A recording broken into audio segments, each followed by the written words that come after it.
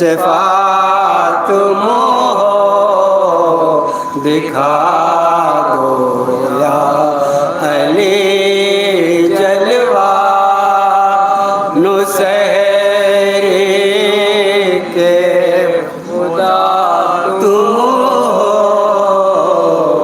لگائے ہائے کس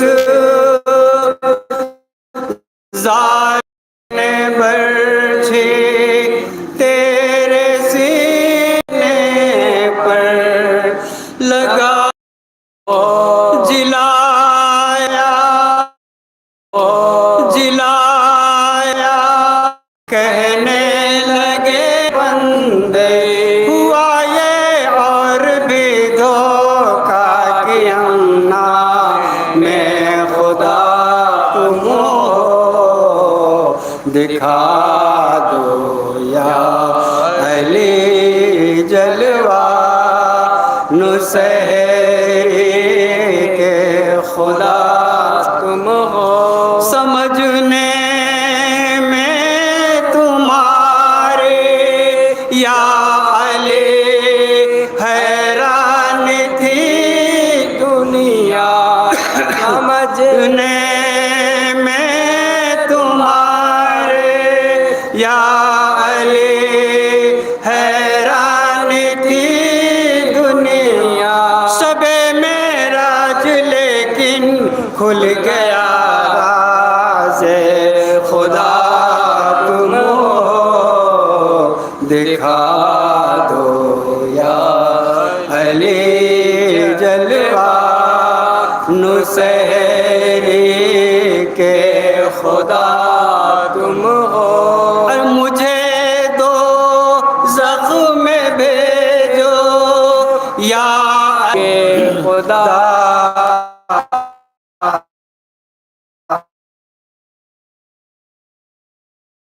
امین مصطفیٰ نفس نبی آمد پیغمبر محمد کی قسم ہے قابل صلی علیہ تم ہو دکھا دو یا علی جلوہ نصیری کے خدا تم ہو کہا مادر نے یہ اکبر سے جاؤ شوق سے رن میں کہا مادر نے یہ اکبر سے جاؤ شوق سے رن میں تمہیں آدھا نہ ماریں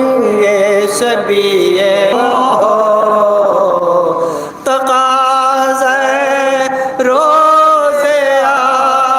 سورہ زینب کا تھا بچوں سے تقاضے روزے سورہ زینب کا تھا بچوں سے میرے پہلو سے جاؤ اپنے ماموں پر فدا تم ہو دکھا دو یا علی جلوہ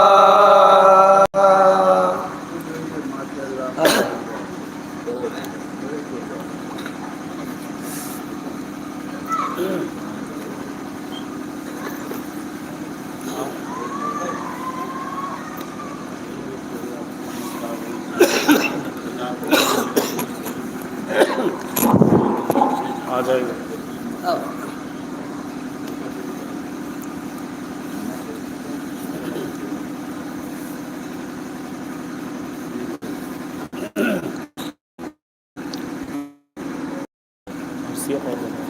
ڈائریکٹ مرثیہ کر دوں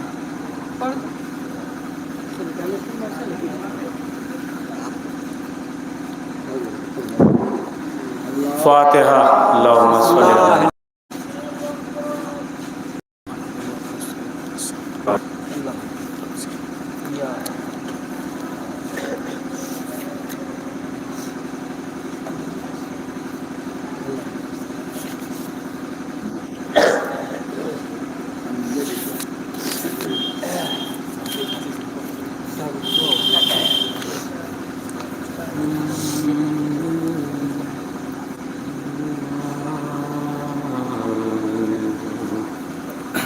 وصیت جناب فاطمہ زہرا سلام اللہ علیہ ملاحظہ فرمائے مومنین۔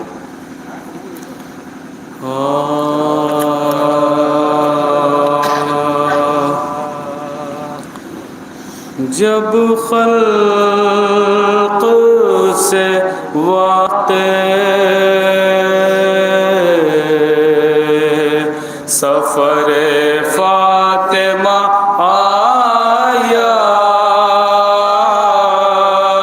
جب خلق سے واقع سفر فاطمہ آیا، تب زینب و شبیر کو پاس اپنے بلایا، روئی بہت اور بیٹے کو سینے سے لگایا، ہے زینب کے دیا ہاتھ میں ہاتھ اور سنایا، اے زینب بے کاس میری دولت سے خبردار، محبوب الہی کی امانت سے خبردار، ہائے بیٹی سے زہرا نے بڑے دکھ سے ہے پالا، یہ روح میرے جسم کی ہے گیسوں والا، سمجھ سے آنکھوں کی ضیا گھر کا اجالا، سمجھی سے آنکھوں کی ضیا گھر کا اجالا، حجرے سے کبھی گرم ہوا میں نہ نکالا، سوئی ہوں تو پہلے اسے سینے پہ سلا کر، چکی بھی جو پیسی ہے تو گودی میں لٹا کر، اے لاڈل اس لال کا دشمن ہے زمانہ، شبیر کو میرے نظر بد سے بچانا، تکلیف بھی سلی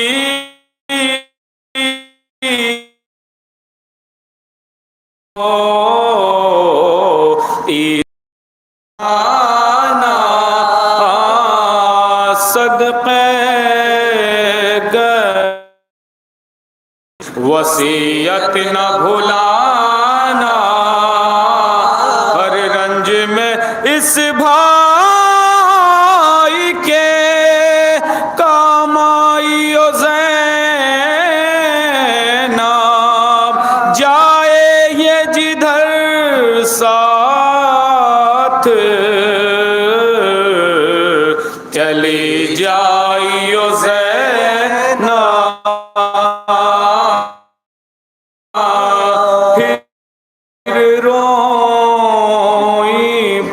بت مل کے گلے بیٹوں سے زہرا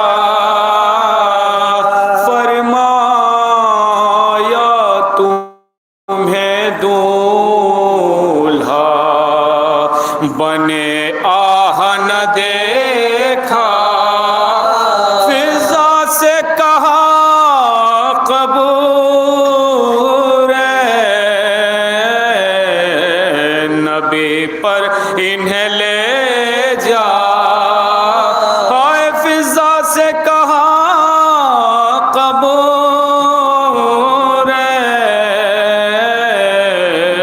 نبی پر انہیں لے جا روئے نہ میرے سامنے یہ تو انہیں بہلا اے فضا انہیں رنج کبھی ہونے نہ دینا پیاروں کو میرے مرنے پہ بھی رونے نہ دینا جب خلق سے وقت سفر فاطمہ آیا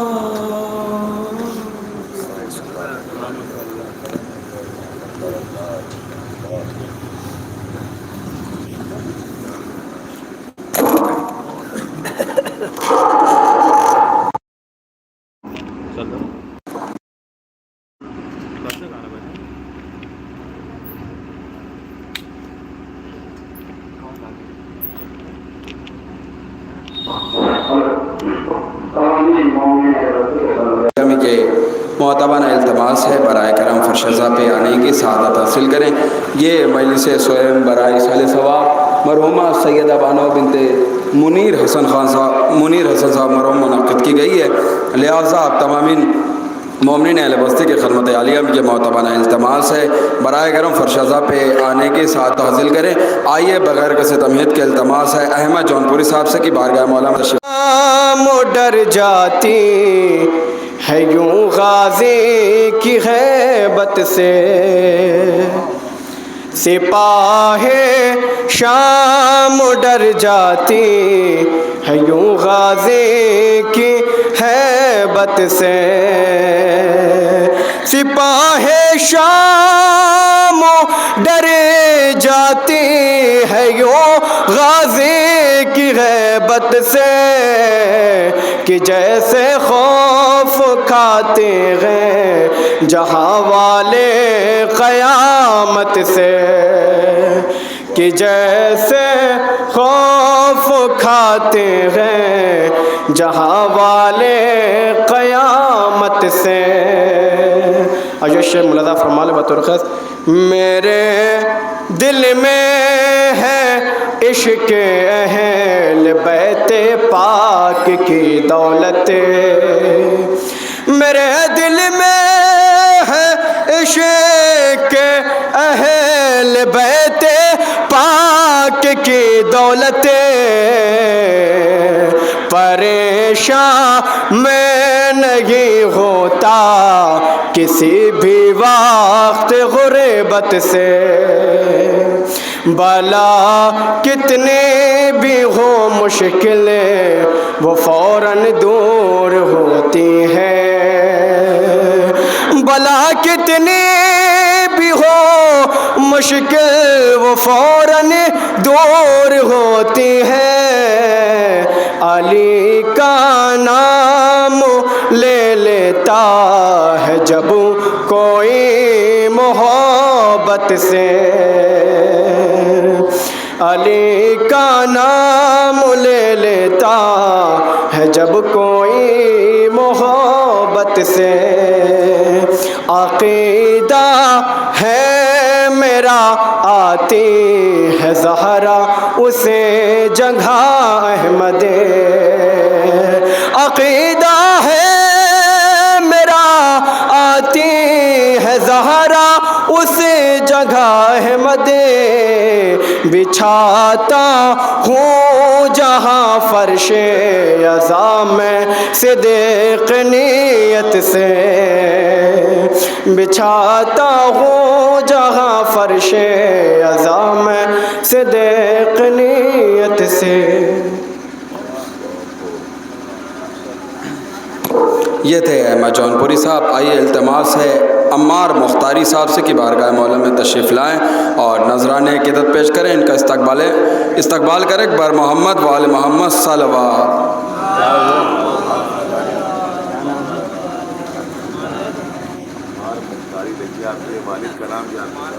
جی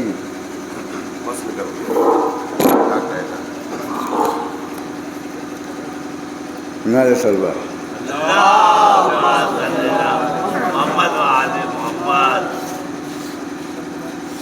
زینب زینب زینب نے جتنے کام کیے سب کمال کے. زینب نے جتنے کام کیے سب کمال کے. زینب نے جتنے کام کیے سب کمال کے. اسلام اور امام کو لائی سنبھال کے. اسلام اور امام کو. زینب کو فاطمہ نہ کہیں اور کیا کہیں. زینب کو فاطمہ نہ کہیں اور کیا کہیں. کوئی دکھا نہ پایا کوئی دکھا نہ پایا امامت سنبھال کے. کوئی دکھا نہ پایا. اصغر جوان ہو گیا لے جائیے حسین. اصغر جوان ہو گیا لے جائیے حسین.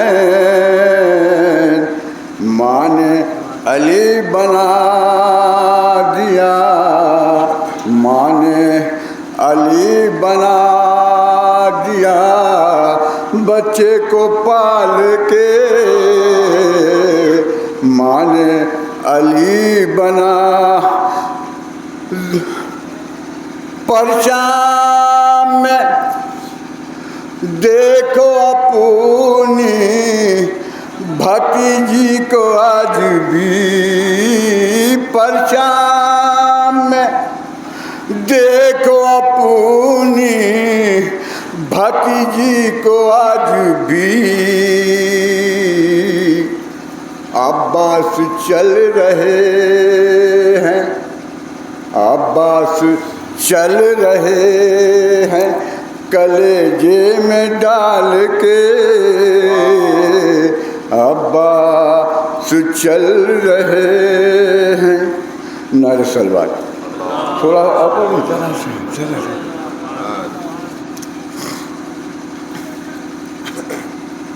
میرے رفیق میرے عزم کو جلا دینا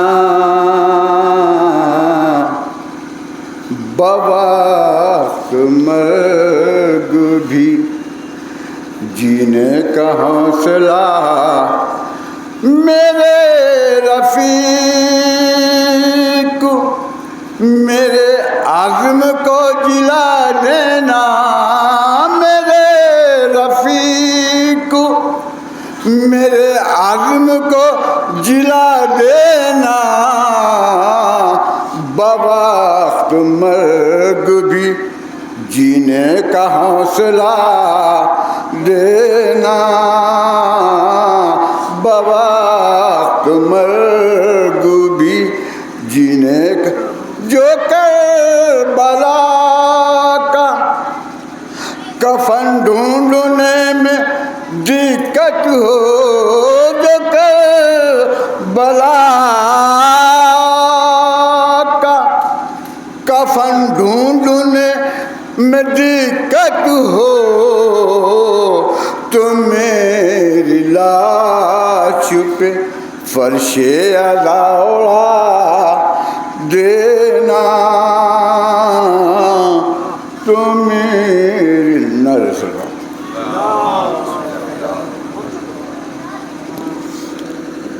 हज़रात, जो हज़रात अभी तक तशरीफ़ ना ला सके उनसे इल्तमास है बराए करम मस्जिद मेर चिराग अली साहब मरहूम में आने की सआदत हासिल करें। मजलिस का बाकायदा आगाज़ हो चुका है।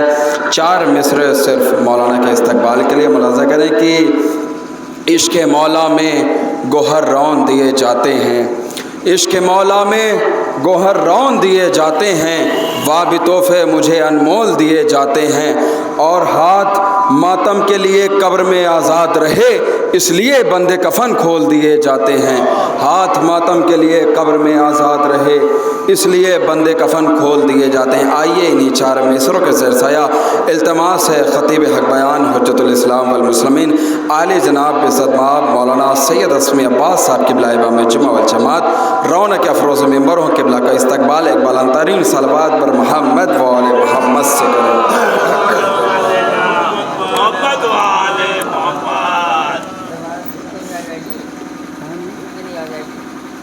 नहीं, इसीलिए तो वहाँ करें, यहाँ तो करें बस।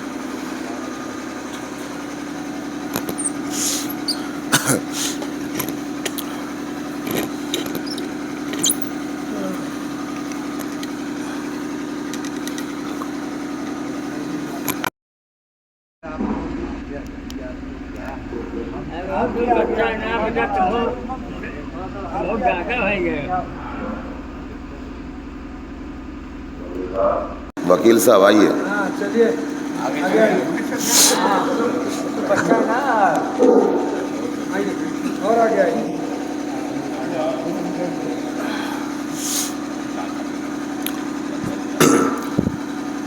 फातिहा अल्लाहुम्मा सल्ली अला मुहम्मद।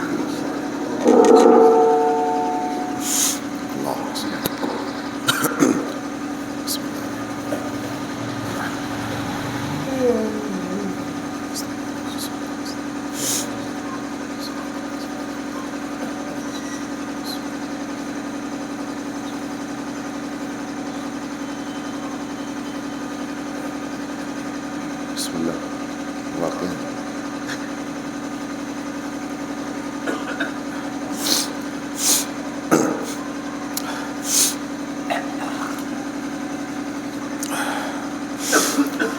माशाअल्लाह ला हौला वला कुव्वता इल्ला बिल्लाह अल अलील अज़ीम।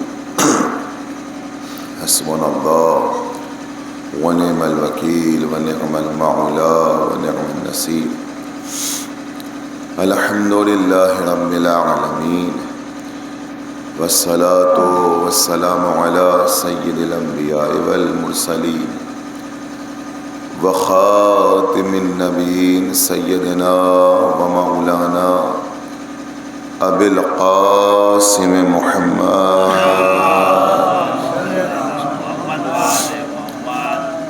व आलिहि तय्यबीन अत्ताहिरीन अल-मासूमीन अल-मज़लूमीन अल-मुंतजबीन अल-मुंतखबीन। अम्मा बाद क़ाल अल्लाह फ़िल हदीसिल क़ुदसी या इबादी सित्ततुम मिन्नी व सित्ततुम मिनकुम अल-मग़फ़िरतु मिन्नी व तौबतु मिनकुम वल-क़ज़ाउ मिन्नी वल-रिज़ाउ मिनकुम। सलवात पढ़ दे मोहम्मद व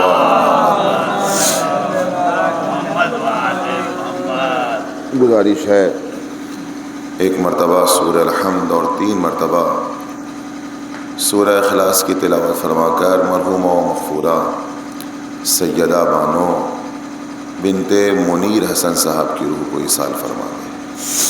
اللہم صلی اللہ علیہ وسلم، اللہم صلی اللہم صلی بسم اللہ۔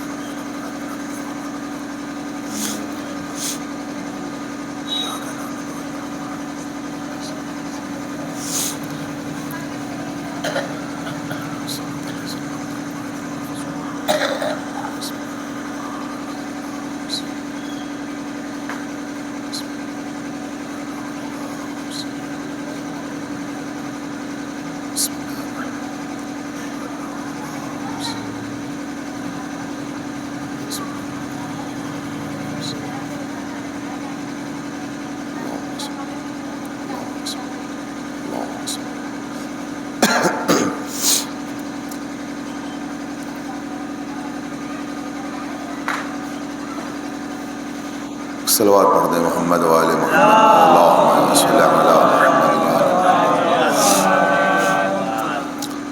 مجلس سوم ہے بعنوان ایصال ثواب۔ یقیناً جانے والا دنیا سے چلا جاتا ہے، مگر مجلس عزا کی شکل میں ہمیں اور آپ کو ایک تحفہ دے کے جاتا ہے کہ اس کے ذریعے ہی سے صحیح مگر ہم فرش عزا بچھاتے ہیں، سیوم کے نام پر، 10ویں کے نام پر، 20ویں کے نام پر، چہلم کے نام پر، چھمائی کے نام پر یا برسی کے نام پر۔ یہ سلسلہ تقریباً 1 سال تک جاری رہتا ہے اور پھر یہ سلسلہ سال ہر سال جاری رہتا ہے مجلس برسی کے نام پر۔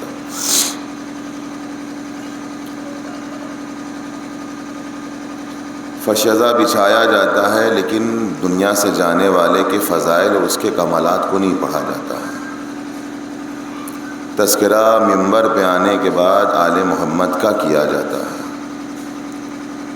چاہے موت جس کی بھی ہو لیکن فضیلت آل محمد کی بیان ہوتی ہے۔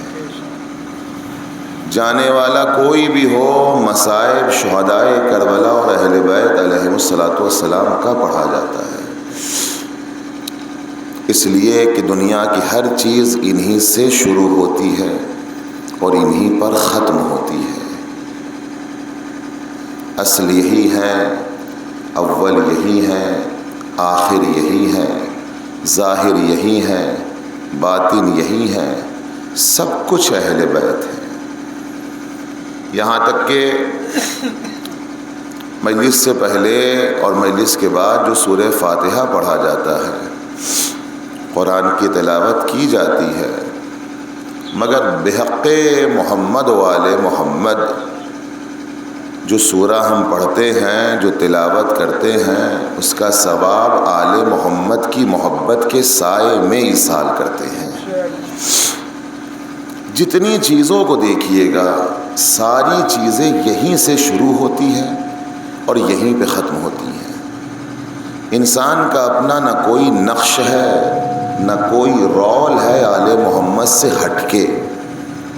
ان سے ہٹ کے انسان کا کوئی رول نہیں ہے، کوئی بھی نہیں۔ یقین جانیے، چاہے وہ دنیا کا رہبر ہو، دنیا کا رہنما ہو، کوئی بھی ہو، اگر اس کے کمالات، اس کے فضائل، اس کی زندگی اس منزل کمال تک پہنچ رہی ہے تو آل محمد کے ذریعے سے پہنچ رہی ہے۔ جو بھی ہو، اصل ہیں اہل بیت۔ خداوند عالم تک پہنچانے کا ایک سب سے بہترین اور تنہا راستہ اہل بیت علیہم الصلاۃ ہے۔ یقین جانیں، تنہا قرآن مجید سے بھی کوئی خدا تک نہیں پہنچ سکتا ہے۔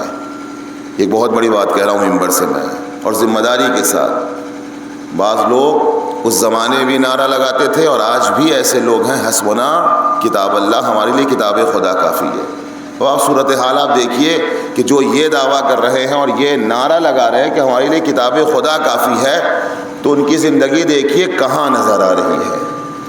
اور جو اپنی زندگی میں قرآن کے ساتھ ساتھ وارث قرآن کو شامل کر رہے ہیں، ان کی زندگی دیکھیے کہاں نظر آ رہی ہے۔ ایک صلوات پڑھ دیں محمد و آل محمد۔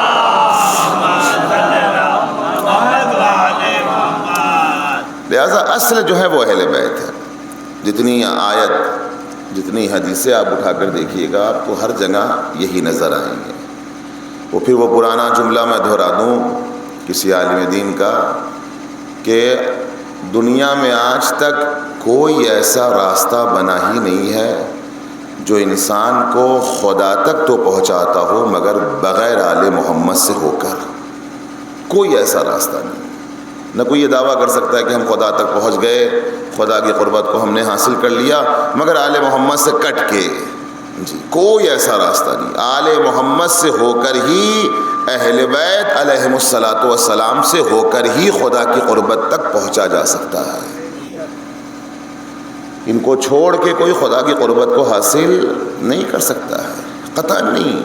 یقیناً دعا مانگا جاتا ہے، براہ راست بھی مانگا جاتا ہے، مگر براہ راست سے بہتر یہ ہے کہ ان ہستیوں کو وسیلہ بنایا جائے بارگاہ پروردگار میں، تب خدا کی بارگاہ سے جو دعا انسان مانگتا ہے وہ دعائیں جلدی قبول ہوتی ہیں جن میں وسیلہ قرار دیا جاتا ہے۔ دعا تو آپ مانگ سکتے ہیں مستقیما اللہ سے، لیکن وہ دعا جلدی قبول ہوتی ہے جس میں آل محمد کو وسیلہ بنایا جائے۔ تو ساری چیزیں یہیں سے شروع ہوتی ہیں اور یہیں پہ ختم ہوتی ہیں۔ نہ ہماری کوئی حقیقت ہے، نہ جو لوگ یہاں بیٹھے ان کی کوئی حقیقت ہے۔ اگر زندگی کی حقیقت کچھ سامنے نظر آ رہی ہے تو وہ بھی آل محمد کے تصدق میں، یقین جانیے۔ یہ فرشیزہ جہاں آپ بیٹھے ہیں، انصاف سے بتائیے کس کی بدولت یہاں پہ بیٹھے ہیں آپ؟ ہمارے آباء و اجداد، یقیناً ان کی قربانی ہے، اس سے انکار نہیں کیا جا سکتا ہے۔ اصل کون ہے؟ منبع کون ہے اس کا؟ اس کا اصل مرکز کون ہے؟ آل محمد ہے۔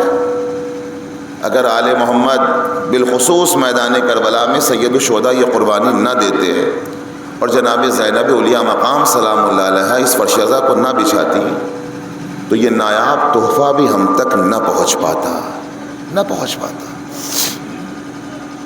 سب کچھ انہیں سے شروع ہوتا ہے اور سب کچھ انہیں پہ ختم ہوتا ہے۔ یہاں تک کہ حدیث کہتی ہے من ماتا علی حب آل محمد ماتا شہیدا۔ آپ ذرا سوچیں، محسوس کریں، تمہیں ضرورت نہیں ہے کہ تم میدان جنگ میں جاؤ، تمہیں ضرورت نہیں ہے کہ تم جہاد میں شرکت کرو۔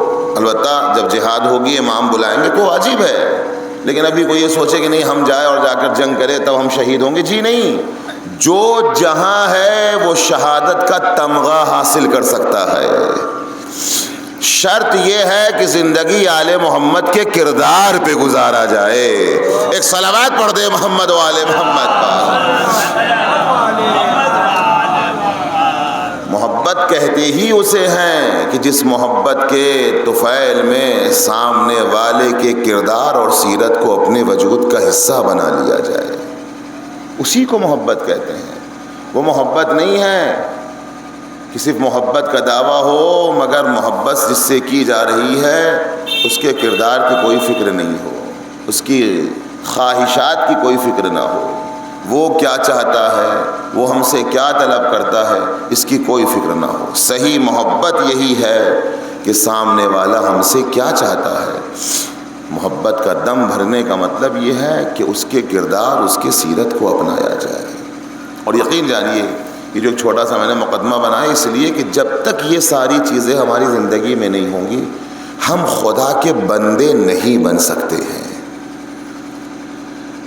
خدا کے بندے ہم تبھی بنیں گے جب ہم آل محمد کے در سے متصل ہوں گے، یہ بتائیں گے بندگی کیسے اختیار کی جاتی ہے، یہ بتائیں گے بندگی کی راہ کیا ہے۔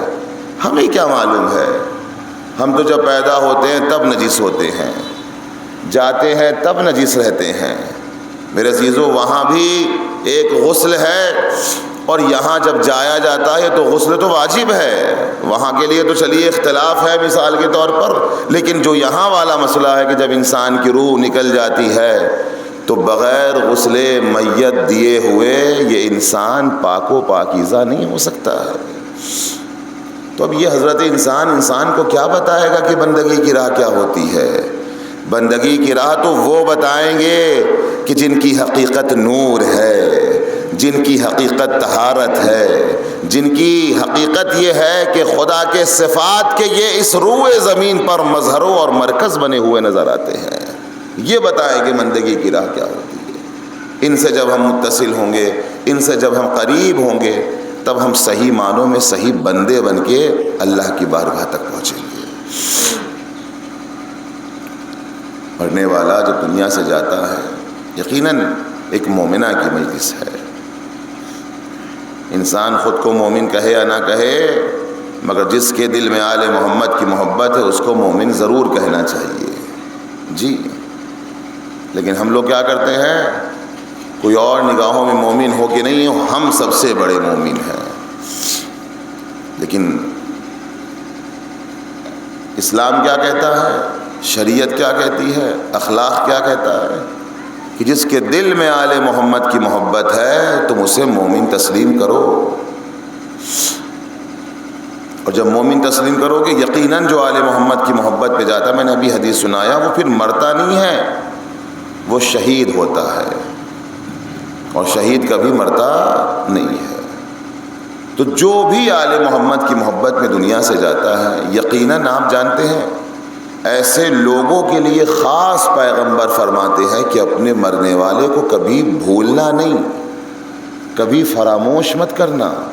حدیث ہے پیغمبر کی، آپ اٹھا کر دیکھیے، جیسے تم زندگی میں لوگوں کے لیے ہدیہ اور تحفہ لے کر جاتے ہو جب ملاقات کرتے ہو، تو ویسے ہی یہ ہدیہ اور تحفہ مرنے والے کے لیے بھی بھیجا کرو کہ جو تمہارا عزیز اور تمہارے اقارب جو دنیا سے جا چکے ہیں۔ یہاں تو تحفہ دے دیا کپڑے کی شکل میں، یہاں تحفہ دے دیا لفافے کی شکل میں، یہاں تحفہ دے دیا کھانے کی شکل میں، یہاں تحفہ دے دیا نہ جانے بہت سی اشیاء ہیں جس زندگی میں، جس عالم دنیا میں ہم زندگی گزار رہے ہیں، جس کی جو ضرورت ہوتی ہے ہم اس طریقے کا وہ تحفہ اس کی خدمت میں پیش کر دیتے ہیں۔ مرنے کے بعد کیا تحفہ بھیجا جائے؟ سوال تو یہ ہے، نہ وہاں لباس جائے گا، نہ وہاں پیسہ جائے گا، نہ وہاں غذا جائے گی۔ ابھی آپ دیکھیے سورہ فاتحہ ہوتا ہے کہ نہیں ہوتا ہے؟ مجلسوں میں بھی ہوتا ہے اور کھانے پہ بھی ہوتا ہے۔ وہ جو کھانے پہ نظر کی جاتی ہے یا فاتحہ پڑھا جاتا ہے، تو کیا یہ کھانا آل محمد تک پہنچتا ہے؟ آل محمد اس کھانے کو کھاتے ہیں؟ یہ جو پھر نظر کے بعد فاتحہ ہوتا ہے برائے نام، کس کے لیے؟ جانے والا یا جانے والی کے لیے۔ کیا یہ کھانا قبر میں پہنچایا جاتا ہے کہ نہیں یہ کھانا میری اماں کے لیے جا رہا ہے، میرے والد کے لیے جا رہا ہے، میرے مرحومین کے لیے؟ جی نہیں، وہ کھانا چاہے نذر کا ہو یا فاتحہ کا ہو وہ مومنین کھاتے ہیں، اور مومنین کھا کے جب دعا دیتے ہیں تو یہی دعا ان کے لیے مغفرت کا ذریعہ بن جاتا ہے۔ ایک صلوات پڑھ دے محمد و آل محمد پر۔ لہذا اصل ہے وہ سورہ فاتحہ جو سورہ پڑھا جاتا ہے۔ کھانا تو ہم اور آپ نوش فرما لیتے ہیں، کھانا کہیں نہیں جاتا ہے۔ کھانا کھانے کے بعد اسی لیے کہا جاتا ہے، اب ایک حدیث بھی ہے سامنے، مولانا بیٹھے ہیں یہ میری بات کی تائید کریں گے، البتہ یہ چیز ہمارے یہاں ہندوستان میں گویا بر صغیر میں یہ کلچر کم ہے، ایران اور عراق میں یہ چیز بہت زیادہ کثرت سے ہے، ایران میں بھی اور عراق میں بھی، ہمارے یہاں کم ہے جی۔ اور یہی وجہ ہے کہ ہمارے گھروں میں رزق کی برکت ختم ہوتی ہوئی نظر آتی ہے جی۔ توجہ کیجیے گا، بات آ گئی تو عرض کر رہا ہوں۔ روایت کہتی ہے، پیغمبر فرماتے ہیں، معصومین فرماتے ہیں کہ جب کسی مومن کو کھانے کی دعوت دو اور تمہارے گھر پہ دسترخوان بچھایا جائے، چاہے ایک مومن ہو یا ہزار ہو، کھانا جب تمام ہو جائے تو ان سے کہو کہ آپ میری رزق میں برکت کے لیے دعا کریں۔ یہ حدیث کے جملے ہیں۔ وہ جب کھانا کھانے کے بعد اٹھنے سے پہلے جب اس انسان کے حق میں اور اس کے رزق میں برکت کی دعا کریں گے، ان مومنین کی دعاؤں کو خدا قبول کرے گا اور رزق میں برکت ہوگی۔ ہم لوگ کیا کرتے ہیں، کھانا کھاتے ہیں اور دسترخوان سے اٹھ جاتے ہیں، نہ انسان شکریہ ادا کرتا ہے نہ اس کے لیے دعائے خیر کرتا ہے. ہیں، ایسا نہیں ہے کہ بالکل نہیں ہے، کم ہیں ایسے لوگ ہمارے ہاں. کلچر ہے لیکن بہت کم اور نہ کے برابر ہے. جبکہ یہ کلچر ہمارے ہاں اس کو زندہ رکھنا چاہیے، باقی رکھنا چاہیے. کہیں پر بھی کسی کی دعوت ہو، خاص کر کے ماہ مبارک رمضان میں، 1 ہوں 10 ہوں، کھانا جب تمام ہو جائے تو اٹھنے سے پہلے اس کے حق میں دعا ضرور کرے. اتنا کہہ دینے سے کیا بگڑتا ہے میرے بھائی؟ خدا اس دعوت کو قبول کرے اور اس کے عوض میں خدا تمہارے رزق و روزی میں برکت عطا کرے. یہ کہنے سے کیا ہوتا ہے؟ لیکن حدیث ہے کہ جب یہ دعا کرے گا تو رزق و روزی میں برکت ہوتی ہے. اور یہاں تک تاکید ہے کہ کھانا کھلانے والا اس سے کہے کہ بھیا میرے حق میں دعا کرو. تو یہ چیزیں دیکھیے، ایک چیز اور کہہ رہا ہوں، اچھا کلچر اور اچھی چیزیں جب کسی معاشرے میں رائج ہوتی ہے نا تو معاشرہ نکھر کے دنیا کے سامنے آتا ہے. بہت بڑا جملہ ہے، خود ایک تفصیل طلب جملہ ہے. اچھی خصوصیت، اچھی ایکٹیویٹیز کسی بھی معاشرے میں جب پنپتی ہے نا تو یہ معاشرہ ایک روشن طریقے سے دنیا کے سامنے نظر آتا ہے. آج ایران کیوں ہے؟ کبھی آپ نے سوچا ہے؟ جو لوگ وہاں رہ کے آئے ہیں، جو زندگی گزار کے ہیں، ان سے پوچھئے کہ ایران کیوں ہے.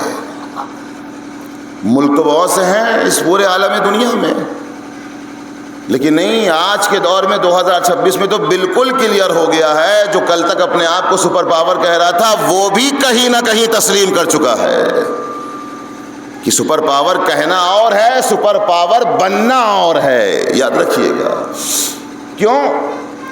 اتنی خوبیاں اس لیے ہیں، یہ ساری چیزیں اس لیے ہیں چونکہ اس کلچر اور اس ملک کا حساب و کتاب بہت الگ ہے، بہت الگ ہے. میں نے کہا نا، جس معاشرے میں، یہاں تک کہ معاشرہ چھوڑیے، ماشاءاللہ اتنا بڑا گاؤں ہے، نام ہی بڑا گاؤں ہے، میں یہیں کی مثال دے رہا ہوں. اتنے سارے گھر ہیں یہاں. اگر صرف مسلمانوں گھر کو تسلیم کیا جائے، تشیعوں گھر کو، تو کم سے کم میں سمجھتا ہوں 350 پلس گھر ہے. کیا سارے گھر ایک برابر ہیں کردار اور سیرت و کردار کے اعتبار سے؟ جی نہیں. جس گھر میں آل محمد کے علوم کو جتنا زندہ کیا جائے گا وہ گھر بڑے گاؤں میں اتنا زیادہ نکھر کے سامنے آئے گا، اتنا زیادہ. میں ایک چھوٹی سی بستی کی بات کر رہا ہوں، دنیا عالم کی بات نہیں کر رہا ہوں. چہ جائے کہ وہ ملک کہ جہاں آل محمد کے کردار کو زندہ کیا جائے، وہ ملک سب سے الگ نکھر کے دنیا کے سامنے آتا ہے. آج بھی شب قدر ہے، توجہ کیجیے گا. اب ایک چھوٹی سی مثال سامنے دے رہا ہوں مولانا کی موجودگی میں، چونکہ تو مجھ سے زیادہ انہوں نے ماشاءاللہ وقت گزارا ہے. ہم تو 14 ہی سال تھے، یہ تو ماشاءاللہ شاید 20 سال یا پلس ہی ہوں گے. ہمارے محمد رضا صاحب جو ہیں بڑے بھائی ہیں ہمارے، ان سے پوچھیے گا. ہمارے یہاں ایک رات لوگوں پہ بھاری پڑ جاتی ہے جاگنا. خدا کی قسم ذمہ داری سے کہہ رہا ہوں. وہ شب 23 والا اعمال ہو جائے گا. ارے بس اعمال اس میں بھی کئی کیٹیگری ہیں. اب بات آگے جو سن لیجیے، سال ثواب کی غرض سے کہہ رہا ہوں. اس میں بھی کئی کیٹیگری ہیں. آدھے گھنٹے کا اعمال کر لیا، چلے گئے بستر پہ، محو خواب ہو گئے. وہ آج کی رات بھی جاگنا بعض لوگوں پہ سنگین اور بھاری پن ہوتا ہے. جی، بعض یہ ہیں جاگ رہے ہیں، عبادت کر رہے ہیں.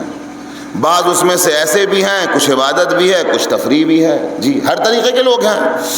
اور بعض ایسے بھی ہیں کہ واقعاً پوری رات مخلصانہ عبادت کرتے ہیں. ایسے لوگ بھی ہیں.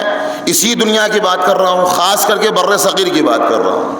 لیکن جب آپ ایران جائیے گا تو تینوں شب قدر جو ہے وہ جاگ کر گزاری جاتی ہے. اور صرف جاگ کے نہیں، احیاء عبادت میں گزاری جاتی ہے. پوری رات حرم میں، مسجدوں میں لوگ اس طریقے سے نماز اور دعائیں اور اعمال کرتے ہوئے نظر آتے ہیں. آپ سوچئے، جہاں تینوں شب قدر کو زندہ کیا جا رہا ہے، وہ ملک دنیا کے سامنے نکھر کے آئے گا، یا وہ ملک نکھر کے آئے گا کہ جہاں ایک رات بھی جاگنا لوگوں پہ بھاری پڑ رہا ہے. ایک صلوات پڑھ دے محمد و آل محمد پر. یہ ایک چھوٹی سی خوبی ہے جو میں نے سامنے بیان کی ہے. نہ جانے کتنی خوبیاں ہیں. جس معاشرے اور بستی میں خوبیاں زیادہ ہوتی ہیں یا بقول پیغمبر کے جس معاشرے میں علم زیادہ ہوتا ہے وہاں نیکیاں زیادہ ہوتی ہیں، اور جس معاشرے میں جہالت زیادہ ہوتی ہے وہاں برائی زیادہ ہوتی ہے۔ آپ سوچئے، تو اب یہ تو ہمارے حوالے ہے، یہ اختیار تو ہمیں دیا گیا ہے، ہم اپنے معاشرے میں برائیوں کو عام کر رہے ہیں یا خوبیوں کو عام کر رہے ہیں۔ جتنی تعلیم یافتہ ہمارے گاؤں، ہمارے بستی، ہمارے ملک کے بچے ہوتے چلے جائیں گے، بستی، محلہ، ملک اتنا زیادہ خوبیوں کا مالک ہوتا چلا جائے گا، اور جتنا زیادہ جہالت اگر کہیں ہوگی تو وہاں خوبیاں نظر نہیں آئے گی، وہاں خامیاں نظر آئیں گی، وہاں برائیاں نظر آئیں گی۔ یہ پیغمبر کی حدیث ہے۔ اس لیے کہ جہاں علم ہوتا ہے وہاں خوبیاں ہوتی ہیں۔ علم یعنی معرفت۔ جب تک کسی کے پاس علم نہ ہو، معرفت نہ ہو کہ نہیں اس کام میں فائدہ کتنا ہے، وہ انسان جب فائدے کو سمجھ لیتا ہے تو اس کام کے قریب جاتا ہے، اس سے دور نہیں جاتا ہے۔ اور جس کو اس کی معرفت ہی نہیں کہ اس میں کتنا فائدہ رکھا گیا اس دنیا کے لیے اور اس دنیا کے لیے، وہ انسان کبھی قریب نہیں جائے گا، کبھی قریب نہیں جائے گا۔ تو معاشرے کو بہتر بنانا ہماری ذمہ داری ہے۔ مرنے کے بعد کیا ہوگا وہ تو مرنے والا جانتا ہے، کوئی بھی ہو، ہم ہو یا آپ ہوں، وہاں تو بس ہم جانیں گے کہ ہمارے ساتھ کیا ہو رہا ہے۔ پورا بڑا گاؤں نہیں جانے گا کہ حضور والا کے ساتھ اس وقت قبر میں کیا ہو رہا ہے، وہ بس وہ جانتا ہے جس کو قبر میں لٹایا گیا ہے، اور وہ تو خوب زندگی میں بھی جانتا ہے۔ اس لیے کہ جس کا جیسا عمل ہوتا ہے وہ اپنے قبر کے بارے میں زندگی میں ہی بہتر جانتا ہے کہ میرے ساتھ کیا ہونے والا ہے۔ جہاں خدا رحمان ہے وہاں خدا عادل بھی ہے۔ اس کی عدالت کا تقاضا یہ ہے کہ اچھوں کو اچھے کے ساتھ رکھا جائے، بروں کو برے کے ساتھ رکھا جائے۔ ایسا نہیں میدان محشر میں بلایا جائے گا تو بے نمازی اور نمازی کو مخلوط کر دیا جائے گا، چلے آؤ تم سب آل محمد کے ماننے والے ہو، آ جاؤ تم بھی آ جاؤ، چلو کوئی بات نہیں، کبھی نہیں پڑھے نماز، آ جاؤ۔ عشق تھا آل محمد کا، جی نہیں، نمازی کو نمازی کے ساتھ، روزے داروں کو روزے داروں کے ساتھ رکھا جائے گا، جو واجبات کے پابند ہیں ان کو ان کے ساتھ رکھا جائے گا۔ اور یہ بھی خود ایک حدیث ہے، کبھی موقع ملے تو پڑھیے چھٹے امام جعفر صادق علیہ الصلوۃ والسلام سے۔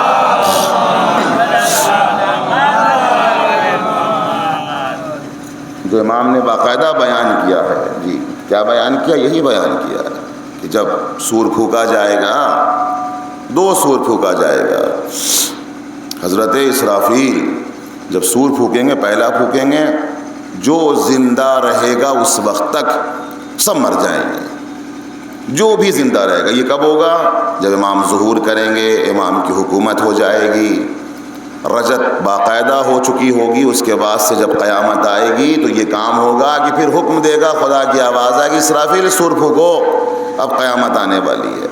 سور پھونکیں گے جناب اسرافیل، جو بھی اس وقت زندہ ہوگا سب مر جائیں گے، یہاں تک کہ پھر خدا اسرافیل کو بھی مارے گا، جس کو ملک الموت کہا جاتا ہے، جی ان کو بھی مارے گا خدا۔ پھر ان کے بعد جو ہے وہ پھر جناب اسرافیل کو جو ہے وہ دوبارہ حکم دیا جائے گا، اور حکم دیا جائے گا دوسرا سور پھونکو۔ اب جو دوسرا سور پھونکیں گے جناب اسرافیل تو سب کو زندہ کیا جائے گا، اور گروہ در گروہ قبر سے اٹھایا جائے گا، میدان محشر میں بلایا جائے گا۔ انگلش میں کہا جائے گروپ در گروپ، جی۔ اور یہ میں سمجھتا ہوں کہ ہندوستان سے بہتر، بر صغیر سے بہتر یہ کون سمجھ سکتا ہے؟ جتنا گروپ ہمارے ہندوستان میں نظر آتا ہے اتنا کہیں نظر نہیں آتا۔ ایک صلوات پڑھ دے محمد و آل محمد۔ آگے آ جائیں، ذرا سا آگے آ جائیں، ایک صلوات پڑھ دے محمد و آل محمد۔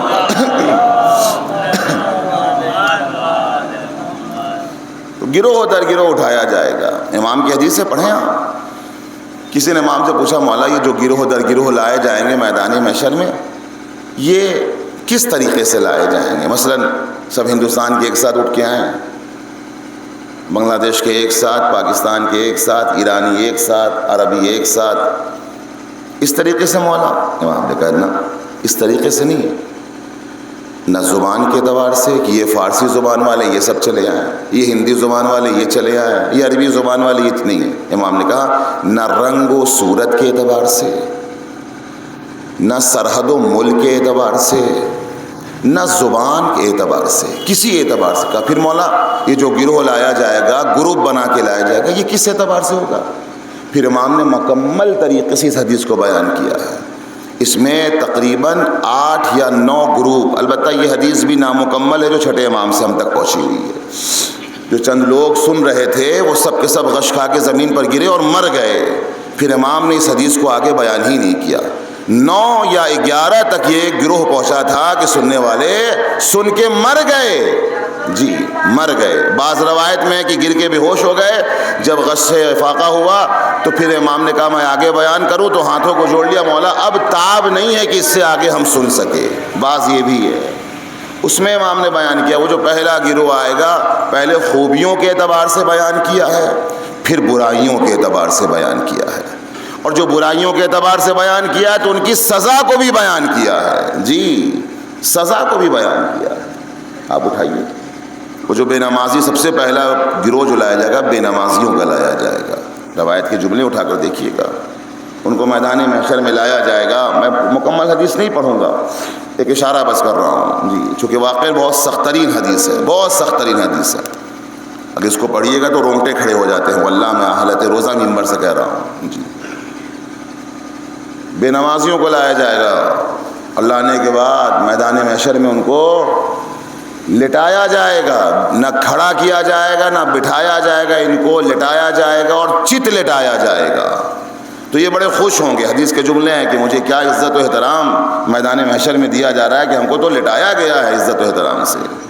پھر خدا حکم دے گا ایک فرشتہ اس کے دائیں طرف اور ایک بائیں طرف. جی اور پہاڑ اس کے سر پہ گرایا جائے گا. پڑھیے آپ. پہاڑ، ایک کنکڑ کا وزن اور اس کی چوٹ ہم برداشت نہیں کر سکتے اپنے سروں پہ.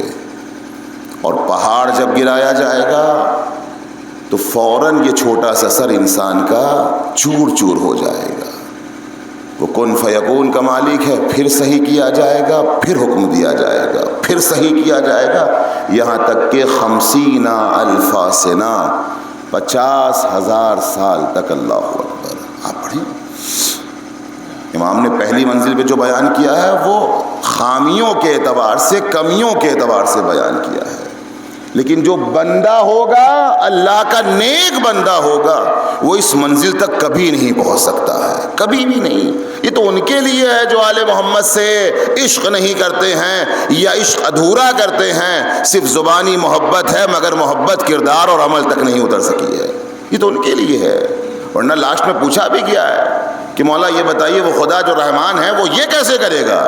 کہ اس لیے کرے گا تاکہ اس کی عدل کا تقاضا یہ ہے کہ سب کو ایک ساتھ نہ رکھا جائے. اچھے اعمال کو اور اچھے اعمال انجام دینے والوں کو ایک طرف، برے اعمال انجام دینے والوں کو دوسری طرف رکھا جائے.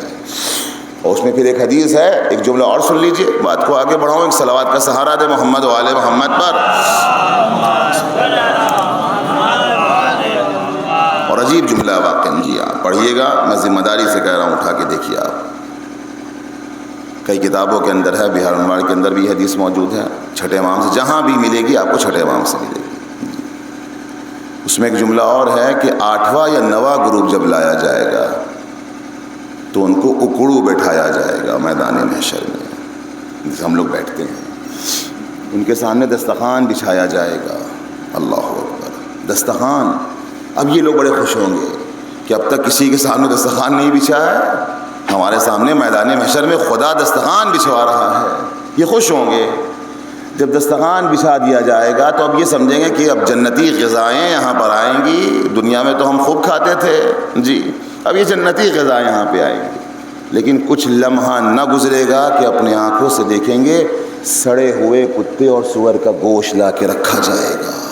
حدیث ہے چھٹے امام کی، پڑھیے. اور انہیں جبرن کھلایا جائے گا. اور ایک جب 7واں گروہ آئے گا تو ان کو بھی اکڑو بٹھایا جائے گا. ان کے سامنے بھی دسترخوان بچھائے گا، لیکن کچھ غذائیں لا کے نہیں رکھی جائے گی. روایت کے جملے، قینچی سے ان کے یہ گوشت کاٹے جائیں گے اور انہیں کو کھلائے جائیں گے. پھر امام نے اس کا ریزن بتایا امام نے، باقاعدہ سزا بتائی ہے، سزا کے ساتھ ساتھ گناہ بھی بتایا ہے جی.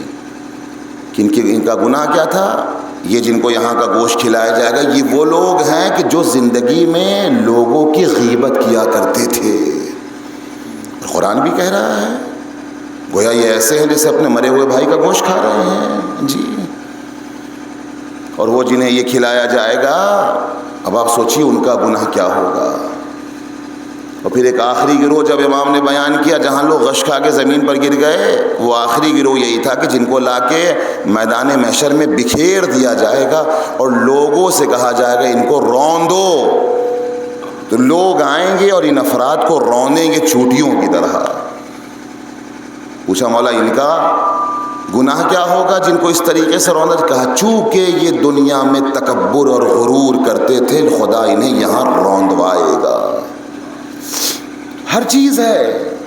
میں پھر کہہ رہا ہوں اور بات کو تمام کر رہا ہوں کہ یہ بری عادت انسان کی اگر زندگی میں ختم نہیں ہو رہی ہے، میں یا ہر کس و ناکس کوئی بھی، اور ختم نہ ہو، انسان توبہ نہ کرے، اپنی غلط عادتوں کو اچھی عادتوں میں تبدیل نہ کرے، تو مرنے کے بعد جو سزائیں اس کو ملے گی وہ خود تحمل نہیں کر سکتا ہے جی.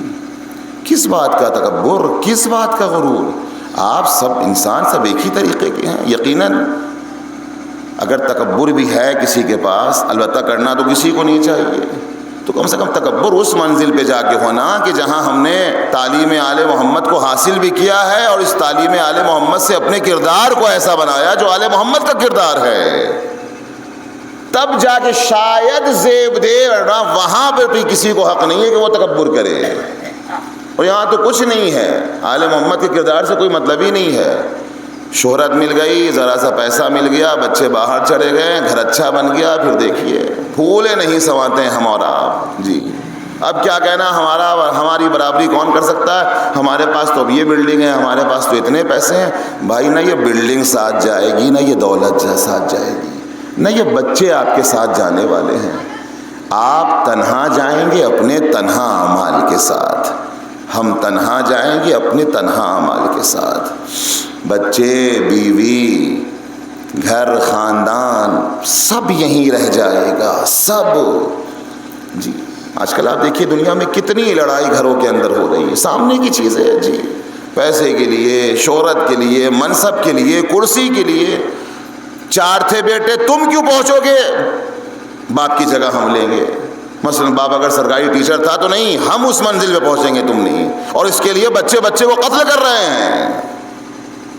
گھروں کے لیے، دیواروں کے لیے، زمین جائیداد کے لیے، پیسوں کے لیے، نہ جانے کن کن چیزوں کے لیے آپس میں ہم مرے جا رہے ہیں، جبکہ یقین کامل نہ جانے کب ملک الموت آ جائے اور روح کو جسم سے نکال لے.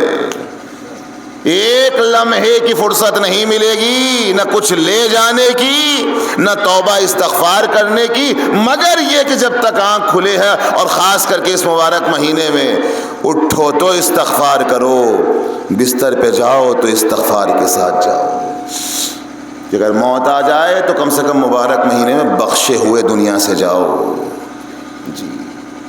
جانے کے بعد جب انسان، بس آخری بات اور اب مصائب، جب انسان دنیا سے جاتا ہے تو پیغمبر نے فرمایا نا، بات تو یہیں رہ گئی تھی، توجہ کیجیے گا، اور یہیں سے بات آگے مڑ گئی تھی، کٹ گئی تھی، کہ جب ہم زندہ انسانوں کے لیے تحفہ لے کے جاتے تو اس کے لیے کیا تحفہ لے کے جایا جائے. اب تو نہ وہ کپڑا پہننے لائق ہے، ایک تو کفن دے دیا گیا بیچارے کو، اور یہ کفن بھی چند مہینوں تک ہے. اگر اعمال بالکل صحیح نہیں ہے تو شاید مہینہ بھی بہت دور ہے، کفن بھی ختم، انسان کا وجود بھی گل جائے گا. لیکن جس کے اعمال اچھے ہیں، جو واقعاً محبت اہل بیت میں دنیا سے جا رہا، صحیح محبت میں، پھر تو وہ شہید ہے. اور جب شہید ہے تو نہ اس کا کفن میلا ہونے والا ہے، نہ اس کا وجود ختم ہونے والا ہے. لیکن اس کے باوجود بھی نہ آپ کپڑا دے سکتے ہیں کہ نہیں بھیا عید آ گئی ہے مثال کے طور پر. البتہ میں اس عید کی بات نہیں کر رہا ہوں جی. اس عید میں تو واقعاً ہماری بس ذمہ داری یہ ہے کہ عید ہے، اس سے انکار نہیں ہے. اس لیے کہ جب خدا نے جس دن کو عید قرار دے دیا ہے تو ہم اور آپ کون ہوتے کہ اس کو ہم غم کا دن بنائیں. عید تو عید ہے، اس میں کوئی دو رائے نہیں ہے، لیکن یہ عید صرف نماز پر ختم ہو جانی چاہیے کہ انسان پرانے لباس میں نماز پڑھے، اپنے واجبات اور اپنے عملیات اور اپنی تمام تر ضروریات کو انسان اپنے وجود سے ادا کر دے۔ جو سب سے اہم چیز کیا ہے؟ وہ نماز ہے۔ عید کی نماز انسان پڑھ لے، ورنہ اس سال تو اصلاً مناسب نہیں ہے واقعہ کہ کوئی نیا لباس بنائے۔ بات آ گئی تو میں یہ عرض کر رہا ہوں، اس لیے کہ اس شہادت کو فراموش نہیں کیا جا سکتا ہے۔ میں یہ نہیں کہہ رہا ہوں کہ عید کی نماز نہیں ہوگی، انسان عید نہیں منائے گا۔ عید منانے کا مطلب یہ کہ انسان نماز پڑھ لے جی، اس لیے کہ مولا کائنات کی شہادت کے بعد بھی لوگوں نے عید کے دن نماز پڑھا ہے، عید کو منایا ہے، لیکن خوشیوں کے ساتھ نہیں، نہ گریا کے ساتھ۔ یہ بھی نہیں ہے کہ انسان جو ہے وہ، بلکہ بقول ایک عالم دین کے بہت اچھا جملہ ہے کہ عید کی نماز کے بعد ہماری ذمہ داری یہ ہے کہ جس پرانے لباس میں آ کے ہم نماز پڑھیں، نماز تمام ہونے کے بعد ہر جگہ کم سے کم ایک سورہ فاتحہ رہبر معظم، شہید رہبر معظم کے لیے ضرور پڑھا جائے، تاکہ ہم اپنی ذمہ داریوں سے سبک دوش ہو سکے جی۔ ایک سال نیا کپڑا نہیں پہنیں گے تو ہم مر نہیں جائیں گے جی۔ نماز پڑھنا ضروری ہے۔ اور پھر ایک دوسری بات آ گئی تو یہ بھی سن لیجئے، بہت تیز سے کہہ کے آگے گزر رہا ہوں۔ عید تو در حقیقت انہی کی ہے جو ایک مہینہ خدا کی مکمل اطاعت میں گزارے ہوں جی۔ عید کا مطلب کیا ہے؟ عید کا مطلب یہ کہ خدا جب شوال کا پہلا دن آتا ہے اور جو ایک رمضان سے لے کے 30 رمضان یا 29 رمضان تک مکمل خدا کی اطاعت میں اپنی زندگی کو بسر کرتا ہے، خدا پہلی شوال کو اس کو پلٹا دیتا ہے فطرت انسانی پر۔ کیا مطلب؟ جب بچہ دنیا میں آتا ہے تو تمام گناہوں سے پاک ہوتا ہے۔ جب پہلی شوال کا جب پہلا دن آتا ہے جس کو عید کا دن کہا جاتا ہے، عید انہی کی ہوتی ہے کہ جو ایک مہینہ خدا کی مکمل اطاعت کرے، نہ روزے کو چھوڑے، نہ نماز کو چھوڑے، نہ خدا کی مخالفت سے قریب ہو، نہ خدا کی اطاعت سے اپنے آپ کو دور کرے۔ جب پہلا دن شوال کا آتا ہے تو یہ انسان پھر پلٹ جاتا ہے اس بچے کی طرح کہ ابھی ابھی یہ شکم مادر سے دنیا میں آیا ہے۔ خدا ایسے اس کے گناہوں کو پاک کر دیتا ہے۔ عید صرف ان کے لیے در حقیقت، لیکن آپ دیکھیے سب سے زیادہ عید وہ افراد مناتے ہیں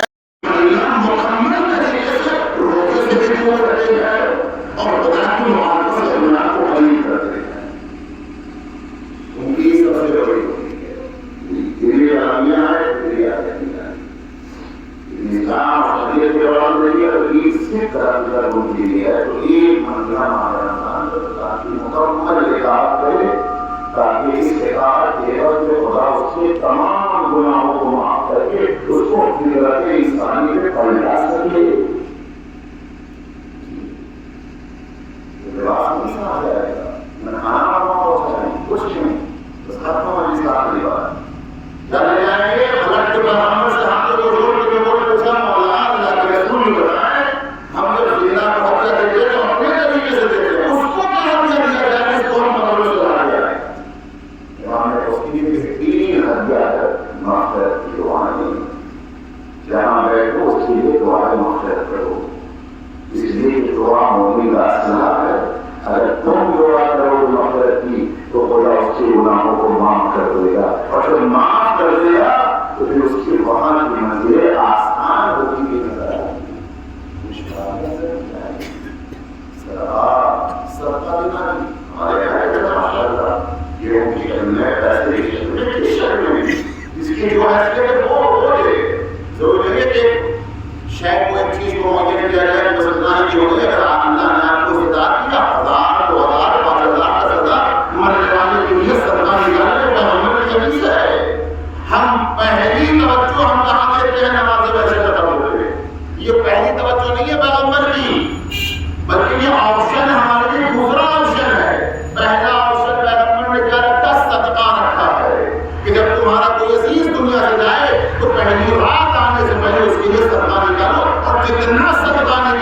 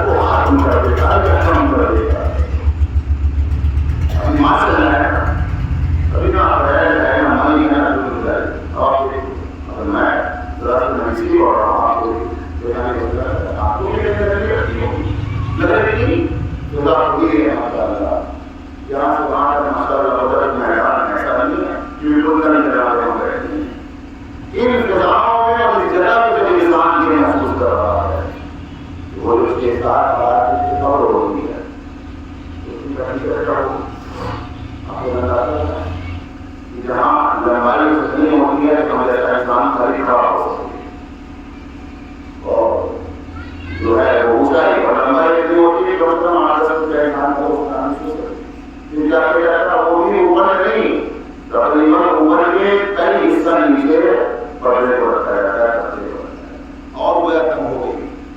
اوپر سے مٹی لاتی جاتی ہے، ساری چیزوں کی سیفٹی کی جاتی ہے تاکہ کوئی جانور آ کر اس مرنے والے کے بدو پر حملہ نہ کر سکے. میری بہن بھی سوچی اب وہاں کی حرارت اور وہاں کی گرمی کا کیا عالم ہوگا. خوش ہو گیا. جہاں اتنی کم جگہ ہے انسان نے وہ اٹھ سکتا ہے اور بیٹھ سکتا ہے، نہ گھوم سکتا ہے نہ راؤنڈ لگا سکتا ہے، کچھ نہیں. اور پھر زمین کے اندر جتنی جتنی گرمی ہو، اسی لیے کہتے ہیں اس لیے صدقہ دو تاکہ خدا کی صدقے کے عوض میں اس مرنے والے کی مغفرت کر سکے، اس کے گناہوں کو معاف کر سکے. خوشانصیبی ہم میں سے وہ انسان جو آج کے یہاں بخشا جائے، خوشانصیبی ہم میں سے وہ انسان جو اس مانے والے رمضان میں اس کی مغفرت ہو جائے خدا کی طرف سے. ورنہ موت کا معاملہ بہت سنگین ہے. ایک معلومات سارے سوال اس لیے وہ تو بیٹے گاؤں کے سامنے رہتے ہیں اور بچوں سے پوچھے کوئی بیمار جو دنیا میں جاتی ہے پوری دنیا کی رات ہو جائے. شوہر بیٹھے جا چکے ہیں، مجھے نہیں معلوم ہے دنیا کی بیٹا کی تعلیم بیٹے گاؤں کے سامنے رہتے ہیں. آپ کو بتائیے ماں جب گھر سے چلی جاتی ہے تو گھر کا شراسہ بگڑ جاتا ہے.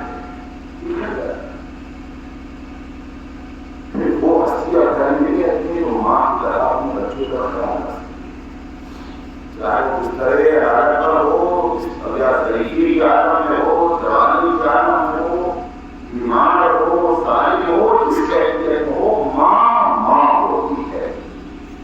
ماں کا بدل اس دنیا میں کوئی نہیں ہے، باپ بھی نہیں ہے. اس لیے ماں جو قربانی دے سکتی ہے وہ باپ کے اندر قابل ہی نہیں ان قربانی کو پیش کر سکتی. بچوں کے لیے ان کی تسکین عقل کو بھی گزار رہنا چاہتا ہوں. یقیناً ماں دنیا سے بخاری کری خوشحالی کم سے کم دن کے اجالے میں جگہ کو اٹھا. لوگوں نے آپ کو اپنے طریقے سے لگایا، سینے سے لگایا، ماں کے جانے کا تم لوگوں کو غصہ دیا گیا. ماں نے مبارک رمضان میں لوگوں نے روزہ رکھنے کے باوجود بھی قبرستان میں آ کر اپنی حاضری کو درج کرایا. نہیں یہ بات کہ روزے سے ہیں تو ریتی کا موقع ہے، دھوپ ہے، گرمی ہے، کچھ نہیں. ایک ماں کا جنازہ ہو رہا ہے، بچوں کے سہارے کے لیے، بچوں کی تصویر قلب کے لیے لوگوں نے باقاعدہ تصویر تعداد میں شرکت کیا. ایک ماں مہینے میں ہے اس کا جنازہ رات دیوالی کو ہوتا ہے. اللہ اکبر. کون؟ جناب زہرا سلام اللہ علیہا. چند لوگ ہیں جناب زہرا کے جنازے میں، صرف چند لوگ ہیں. بنی ہاشم کے چند افراد اور جناب سلمان، جناب مقداد، جناب ابو ذر، ان کے علاوہ کوئی اور نہیں ہے. یہ چند شخصیتیں ہیں جن کو آپ ہاتھوں پہ گن سکتے ہیں. اور علی کی مظلومیت یہ ہے کہ زہرا کا جنازہ اٹھا کے لے کے جا رہے ہیں اور زار و قطار سسک سسک کے علی رو رہے ہیں. اور بچوں کا عالم کیا ہے کہ بچے اس طریقے سے بلک کے رو رہے ہیں، چونکہ بچوں کو اب یقین ہے کہ سب ہے دنیا میں لیکن ہماری ماں اب اس دنیا میں واپس نہیں آنے والی ہے. اللہ اکبر. میرے عزیزو، روایت کہتی ہے کہ سیدہ صرف دنیا سے گئی نہیں ہیں، ایسے گئی ہیں، صرف شہید بھی نہیں ہوئی، شہادت ایسی ملی ہے کہ شہادت سے پہلے پسلیوں کو توڑ دیا گیا ہے. اللہ اکبر. ابھی آپ نے کل تک مولا کائنات کا غم منایا ہے کہ نہیں منایا ہے؟ آپ ذرا نسبتوں کو دیکھیے. یقیناً شہزادی کا غم ایک طرف، مولا کائنات کا غم ایک طرف. باپ کے غم کو دیکھیے گا تو معلوم ہوگا ضربت لگنے کے بعد فوراً علی دنیا سے نہیں چلے گئے. سرائسا شگاف ہوا کہ ابرو تک اللہ اکبر یہ سر شگاف ہو گیا تھا، جو روایت بتاتی ہے. اور ایسی کیفیت میں علی نے 3 دن تک اس دنیا میں زندگی گزاری ہے. کیسی تکلیف ہوگی. ان تکلیفوں کو کیسے مولا کائنات نے تحمل کیا ہوگا یہ کوئی نہیں سمجھ سکتا ہے۔ اور دوسری طرف جناب زہرا مرضیہ کو دیکھیے کہ دروازہ گرنے کے بعد زہرا فوراً دنیا سے نہیں گئی، بلکہ پسلیاں ٹوٹ چکی ہیں، ساری پسلیاں ٹوٹی ہیں جناب زہرا مرضیہ کی، اور تقریباً 95 دن یا 75 دن جناب فاطمہ زہرا نے زندگی گزاری ہے۔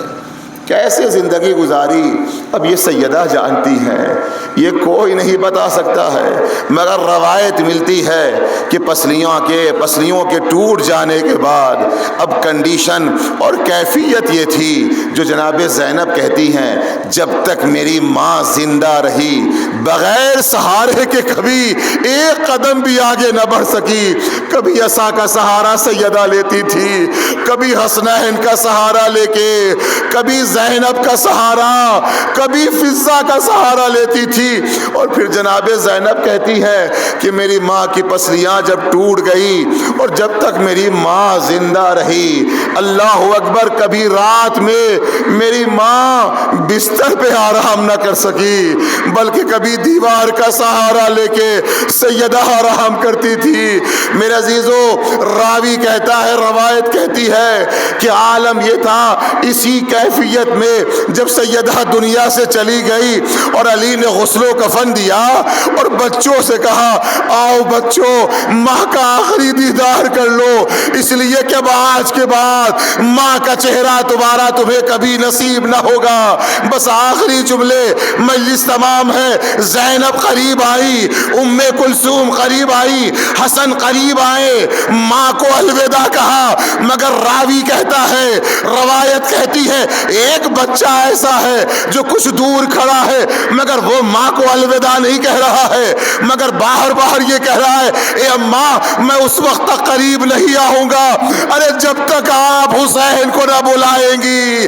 ارے اتنا سننا تھا، بندے کفن ٹوٹے ہیں، اے میرے لال حسین، آپ ماں تجھے آواز دے رہی ہے، حسین قریب گئے، ایک جملہ کہوں گا، اے سید الشہداء، آپ نے آج ماں کو الوداع کہہ دیا، مگر یہ ماں آپ کو ابھی اس نے الوداع نہیں کہا، عصر عاشور کا وقت ہوگا، یہی ماں ہوگی جو آپ کے مقتل میں حاضر ہوگی اور آواز دے گی، اے شمر میرے بچے کی کیا خطا ہے، وَسَيَعْلَمُ الَّذِينَ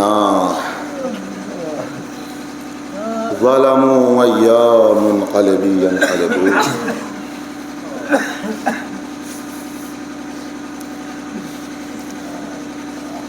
اِنَّا لِلَّهِ وَإِنَّا إِلَيْهِ رَاجِعُونَ، رَضًا بِقَضَائِهِ وَتَسْلِيمًا لِأَمْرِهِ۔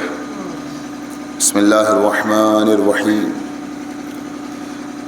اللہم کل ولیک الحجۃ ابن الحسن صلواتک علیہ وعلی آبائہ فی ہذہ الساعة وفی کل ساعة ولیاً وحافظاً وقائداً وناصراً ودلیلا وعینا حتی تسکنہ ارضک طوعا وتمتعہ فیہا طویلا۔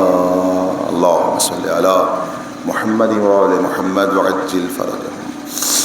بار الہ پروردگارہ اس سزا کو قبول فرما، مالک کی سزا کا ثواب مرحوم و مغفورہ سیدہ بانو کی روح کو ایصال فرما، بار الہ ان کے درجات کو بلند فرما، بار الہ ان کے گناہ کبیرہ گناہ صغیرہ کو درگزر فرما، پروردگارہ ان کے بچوں کو ان کے خانوادوں کو صبر جمیل عطا فرما، مالک ایران کی حفاظت فرما، دشمنان ایران و اسلام کو نیست و نابود فرما، بار الہ پروردگارہ حجت آخر کے ظہور میں تعجیل فرما، عند ظہور ہمارے اعمال اس لائق ہو کہ ہمارا شمار امام کے ناصر و مددگار میں، ربنا تقبل منا انک انت السمیع الدعاء. گزارش ایک مرتبہ سورہ الحمد اور 3 مرتبہ سورہ اخلاص کی تلاوت فرما کر مرحومہ و مغفورہ سیدہ بانو بنت منیر حسن صاحب کی روح کو ایصال فرما دیں.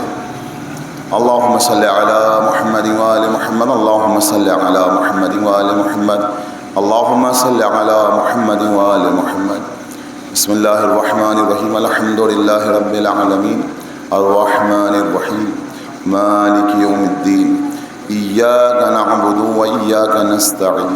اہدنا الصراط المستقیم صراط الذین انعمت علیہم غیر المغضوب علیہم ولا الضالین. بسم اللہ الرحمن الرحیم. قل هو الله احد الله الصمد لم يلد ولم يولد ولم يكن له كفوا احد. بسم الله الرحمن الرحيم.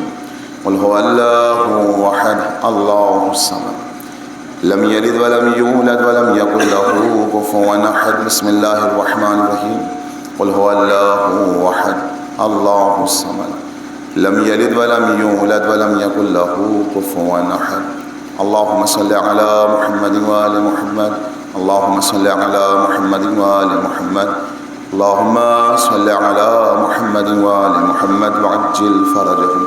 بار الہا پروردگارہ اس مجلس اعزا کو اور اس سورہ فاتحہ کو بطفیل محمد وآل محمد مرحومہ و مغفورہ سیدہ بانو بنت منیر حسن صاحب کی روح کو ایصال فرمایا. ایک اعلان سماعت فرما لیں. چونکہ کہا گیا ہے لہٰذا یہاں سے میں اس اعلان کو انجام دے رہا ہوں. انشاءاللہ آج سے پہر میں تقریباً 3 بجے انشاءاللہ روضہ باب الحوائج پہ ایک مجلس اعزا کا انعقاد کیا گیا ہے. آپ حضرات کی شرکت سے آپ حضرات سے جو ہے وہ شرکت کی گزارش ہے. انشاءاللہ ٹھیک 3 بجے مجلس شروع ہو جائے گی باب الحوائج کے روضے پہ.